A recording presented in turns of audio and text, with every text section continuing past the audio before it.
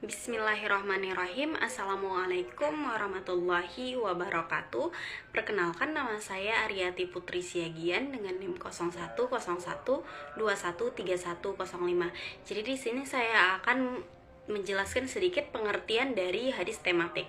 Jadi hadis metode tematik atau hadis maudhu'i adalah metode pengumpulan hadis yang terpecah dalam kitab-kitab yang terkait dengan topik tertentu, kemudian disusun dengan sebab-sebab munculnya atau pemahamannya dengan penjelasan dan pengkajian dalam masalah tertentu. Ada beberapa unsur-unsur metode hadis tematik. Yang pertama yaitu menentukan topik yang akan dikaji. Yang kedua yaitu mengumpulkan hadis-hadis yang terkait. Yang ketiga memilih salah satu aspek yang terkait dengan tema. Dan yang terakhir mengumpulkan pengkajian sesuai dengan temanya. Yang pertama ada hadis tentang tabligh. Dari Abdullah bin Amr radhiyallahu anhu bahwa Nabi SAW pernah bersabda, "Balaghul anni walau ayah," yang artinya sampaikanlah dariku walaupun hanya satu ayat. Hadis riwayat Bukhari. Tabligh atau menyampaikan ilmu dari Rasulullah SAW terbagi dalam dua bentuk. Yang pertama yaitu menyampaikan dalil dari Al-Quran atau sebagainya dan dari As-Sunnah, baik sunnah yang berupa perkataan, perbuatan, persetujuan, dan segala hal yang terkait dengan sifat dan akhlak mulia Nabi SAW. Dan yang kedua yaitu menyampaikan secara makna dan pemahaman terhadap nas-nas yang ada. Yang kedua ada hadis tentang nasihat. Jadi Rasulullah bersabda, "Ad-dinun nasihat." Qulna liman? Qala lillahi wali kitabihi wali rasulihi wali ummatil muslimina wa amma solih, rawahul Bukhari dan Muslim. Yang artinya dari Abu Ruqayyah, Nabi SAW bersabda, agama itu adalah nasihat. Maka sahabat bertanya, untuk siapa? Rasulullah bersabda, untuk Allah, kitabnya, rasulnya, pemimpin-pemimpin umat Islam, dan untuk seluruh muslimin. Hadis riwayat Muslim. Nasihat pada asalnya berarti bersih dari campuran atau adanya keserasian hubungan. Jadi pada hadis ini, nasihat untuk umat secara umum dan para imam berarti kehendak baik dari nasib kepada mansuh, sebagaimana pengertian yang sering dipakai untuk mendefinisikan nasihat. Adapun nasihat untuk lainnya sesuai dengan asal katanya, yaitu adanya keserasian hubungan, di mana masing-masing memberikan hak pilihan lain yang mesti ditunaikan.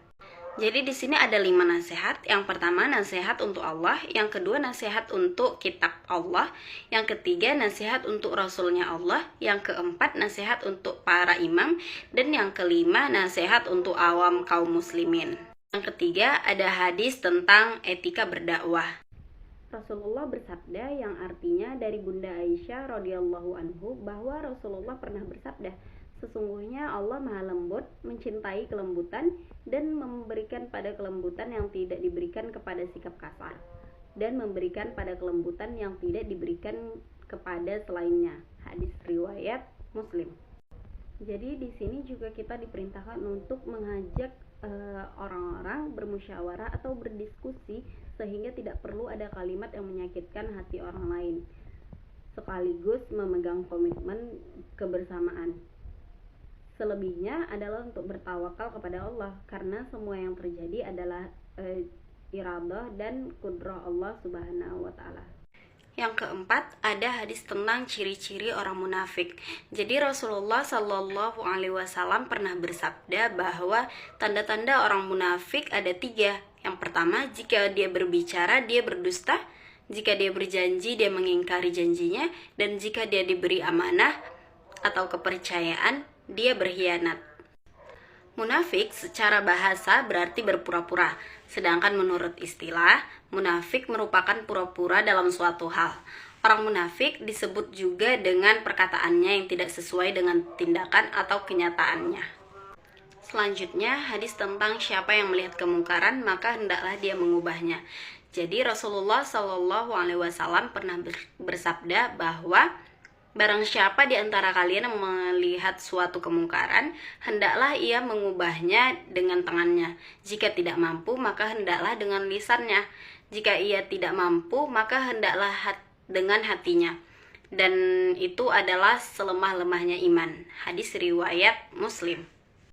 Jadi kemungkaran itu adalah semua yang dinilai jelek oleh syariat, yaitu yang hukumnya haram. Kemungkaran yang diubah adalah yang terlihat mata atau yang sejajar dengan kedudukan mata. Kemungkaran yang tidak terlihat mata tapi diketahui masuk dalam pembahasan nasihat, dan yang diubah adalah kemungkarannya. Adapun perlakuannya maka masalah tersendiri. Mengubah suatu kemungkaran tidak sama dengan menghilangkan kemungkaran itu sendiri. Oleh karena itu telah dikatakan mengubah kemungkaran jika telah mengingatkannya dengan lisan atau dengan hatinya, walaupun tidak menghilangkan kemungkaran itu dengan tangannya. Sekian dari saya. Assalamualaikum warahmatullahi wabarakatuh.